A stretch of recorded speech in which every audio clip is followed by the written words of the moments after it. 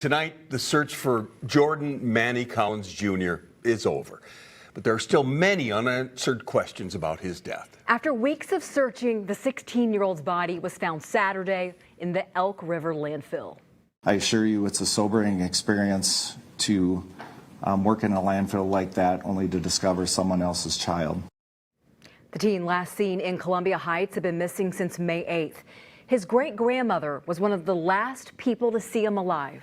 An absolute heartbreak is how she also described it. Now, we're outside of this apartment complex in Columbia Heights where families say Manny Collins came earlier this spring to stay with a relative. There's a missing person flyer that's still up on the front door of the apartment complex. But as you mentioned, I talked to Manny's great-grandmother, Mary, at her home in St. Paul earlier this afternoon about this loss and now their new quest for justice.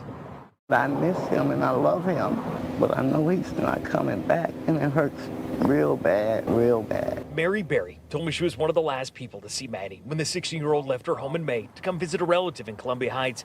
Mary says at one point she questioned the relative about when her great-grandson would be coming home and was told Manny took a bus back to St. Paul. Conversation, she says, it didn't sit well with her. Where is Manny at? He said, I put him on the bus to come to your house. Family told me that when Manny didn't text his mom back on Mother's Day, that too raised alarms. Recently, family posted on social media raising the reward for clues in Manny's case.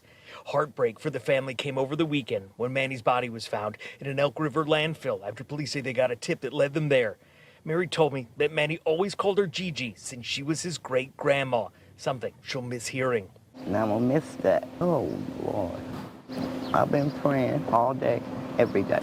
It's been the hardest days of my life. Mary told me that she's now focused on what happens next with law enforcement working to solve Manny's case. You want justice for your great-grandson? Yes, yes I do. Now. That's what keeping you going after finding out? Is yes. Wanting that justice? Yes.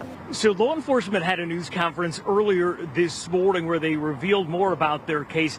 At this point, they say there is a person of interest, but they're not naming that person. How did they get to that landfill in Elk River? According to investigators, they obtained some video that helped them find a dumpster in Columbia Heights. They're not saying exactly where. That truck then picked up at the dumpster going to that landfill in Elk River.